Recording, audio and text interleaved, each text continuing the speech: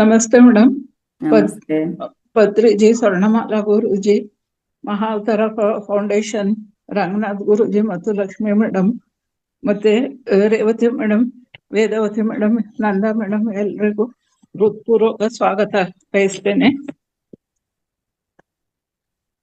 ಈ ವಯಸ್ಸಾದವ್ರಿಗೆ ಸ್ವಲ್ಪ ಹಣಕಾಸಿನ ವ್ಯವಸ್ಥೆ ಇರ್ತದೆ. ಅಂದ್ರೆ ಪೆನ್ಷನ್ ಬರೋರ್ಗೆ ಏನು ತೊಂದರೆ ಆಗಲ್ಲ. ಪೆನ್ಷನ್ ಇಲ್ಲದೆ ಇದ್ದವ್ರಿಗೆ ತುಂಬಾ ತೊಂದರೆ ಆಯ್ತದೆ. ಮನೆಯಲ್ಲಿ ಊಟದ ವ್ಯವಸ್ಥೆ ಇರೋದಿಲ್ಲ, ತಂಗ್ಳ ಇರ್ತದೆ, ತಂಗ್ಳ ಮಾಡುತ್ತಾರೆ, ಅದು ತಿನ್ನಕ್ಕಾಗಲ್ಲ. ಆಮೇಲೆ ಕೊನೆಗೆ ಹೋಟ್ಲಿಗೆ ಹೋಗಿ ತಿನ್ನೋ ಅಷ್ಟು ಶಕ್ತಿ ಇರೋದಿಲ್ಲ ಅವ್ರಿಗೆ.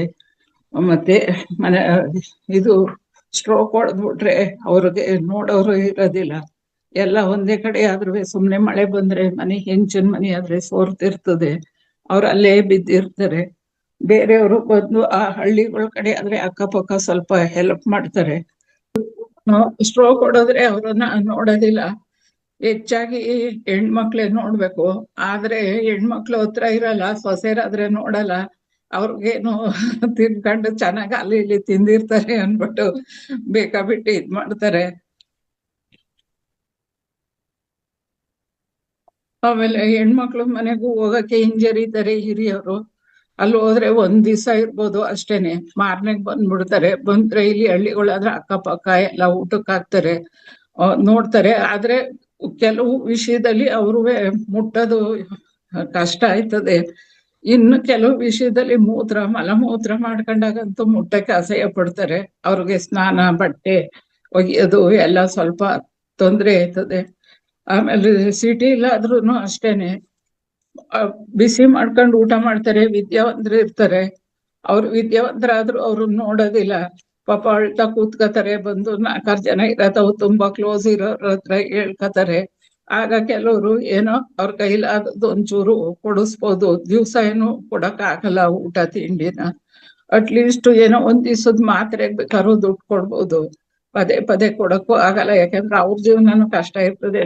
ಸಿಟಿ ಒಳಗಡೆ ದುಡ್ಡಿಲ್ಲ ಅಂದ್ರೆ ಯಾವ ಕೆಲ್ಸನೂ ನಡೆಯೋದಿಲ್ಲ. ಮತ್ತೆ ವಯಸ್ಸಾಗೋಗಿ ಪಾಪ ಒಬ್ರೇ ಮಕ್ಳಿದ್ರೆ ಅವ್ರು ಫಾರಿನ್ ಹೊರಟೋಗಿರ್ತಾರೆ. ಹೊರಟಾಗಿ ಅವರು ಸತ್ತೋದ್ರು ಅಂತ ಫೋನ್ ಮಾಡಿದ್ರೆ ಬರೋದೇ ಇಲ್ಲ. ಅಲ್ಲಿರೋರೇ ಯಾರು ಮಾಡ್ಬಿಡಿ ಅಂತ ಅಂತಾರೆ. ಮತ್ತೆ ಅವ್ರ ಶವ ಸಂಸ್ಕಾರಕ್ಕೂ ಬರೋಕ್ಕಿಲ್ಲ, ಅವ್ರದ್ದು 11 ದಿವಸದ ಕಾರ್ಯಕ್ಕೂ ಬರೋದಿಲ್ಲ. ಅದೇ ಒಬ್ರು ಹೆಣ್ಮಗಳಾದ್ರೆ ದೂರ ಇದ್ರು ಬಂದು ಹೋಗ್ತಾರೆ. ಆದ್ರೆ ಅವ್ರನ್ನ ತಂದೆ ತಾಯಿನ ಕರ್ಕೊಂಡು ಹೋಗೋವ್ರ ಹತ್ರ ಇಟ್ಕೊಳಕ್ಕೂ ಆಗಲ್ಲ. ಎಷ್ಟೊಂದು ನೋವು ಪಡ್ತಿರ್ತಾರೆ ಅಂದ್ರೆ. ಮತ್ತೆ ಯಾರು ಫ್ರೆಂಡ್ಗಳು ಮನೆಗೆ ಹೋದಾಗ ಕಾಫಿ ತಿಂಡಿ ಮಾಡಿ ಕುಡೀರಿ ಅಂತಾರೆ. ಆದ್ರೆ ಆಯಪ್ಪ ನನ್ಗೂ ಒಂದ್ ಸ್ವಲ್ಪ ಕೊಡು ಅಂದ್ರೆ, ನಿನ್ಗೆ ನೀ ಕೊಡೋದು ಈಗ ಕೊಡ್ದಿದ್ಯಲ್ಲ ಬಿತ್ಕೊ ಅಂತಾರೆ. ಆಮೇಲೆ ಸೊಸೆರು ಇದ್ರು ಕೆಲವು ಮನೆಗಳಲ್ಲಿ ಸೊಸೆರ್ಗೆ ಊಟನೇ ಕೊಡಲ್ಲ. ಏನ್ ಮಾಡ್ತಾರೆ, ಯಾಕೆ ಊಟ ಕೊಡೋದು, ಇನ್ನೊಂದ್ ಮದುವೆ ಮಾಡೋಣ ಅಂತ ಇನ್ನೊಂದ್ ಮದುವೆ ಮಾಡ್ಕೊಬತ್ತಾರೆ.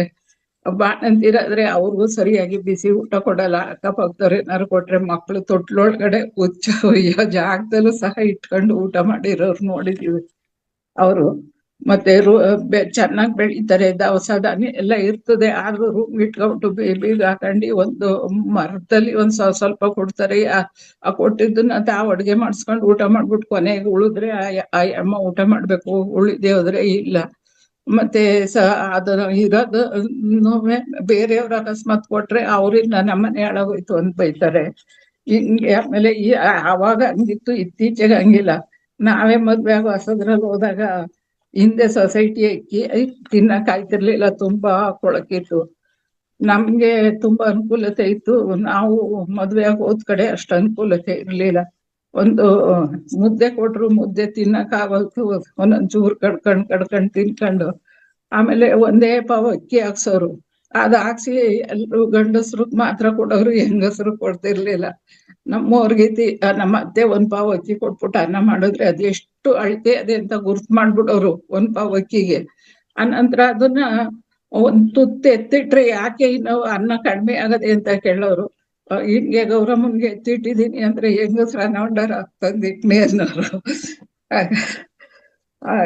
ಮತ್ತೆ ಸುಮಾರು ಹಂಗೇನೆ ಆ ಕಡೆ ನೀರಾವರಿ ಇಲ್ಲದೆ ಇರೋ ಪ್ರದೇಶದಲ್ಲೆಲ್ಲ ಸುಮಾರು ಅನ್ನದ್ದೇ ತುಂಬಾ ತೊಂದ್ರೆ. ಆದ್ರೆ ಇತ್ತೀಚೆಗೆ ಪರವಾಗಿಲ್ಲ, ಅಕ್ಕಿ ಸೊಸೈಟಿ ಅಕ್ಕಿ ಚೆನ್ನಾಗಿರ್ತದೆ. ಹಿಂದಾದ್ರೆ ಸೊಸೈಟಿ ಅಕ್ಕಿ ಚೆನ್ನಾಗಿರ್ತಿರ್ಲಿಲ್ಲ.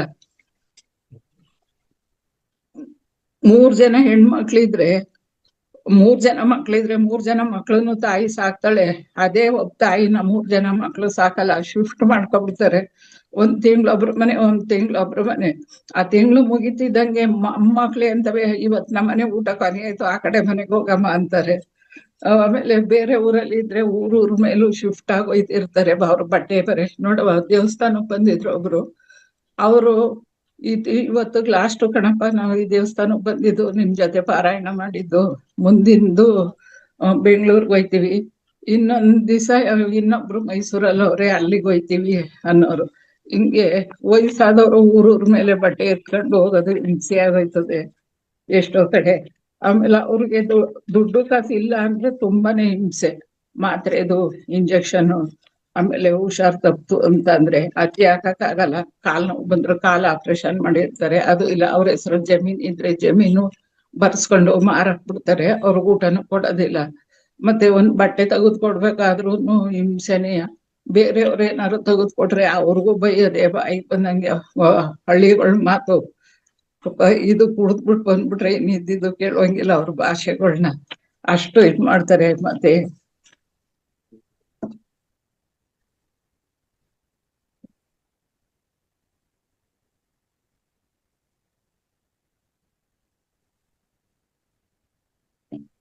ಇದಕ್ಕೆ ಊಟದ ವ್ಯವಸ್ಥೆ ಕೆಲವರು ಸ್ವಲ್ಪ ನೋಡಿ ನೋಡಿ ಅವ್ರಿಗೆ ಅವ್ರ ಕೈಲಾದಷ್ಟು ಅತಿ ಹೆಚ್ಚಿಗೆ ಇಲ್ಲದೆ ಹೋದ್ರು ಒಂದೊಂದ್ ಒಂದ್ ಟೈಮ್ ಊಟದಾರು ಮಾಡ್ಬೋದು, ಹೆಚ್ಚಿಗೆ ಮಾಡಕ್ ಆಗದೆ ಹೋದ್ರು.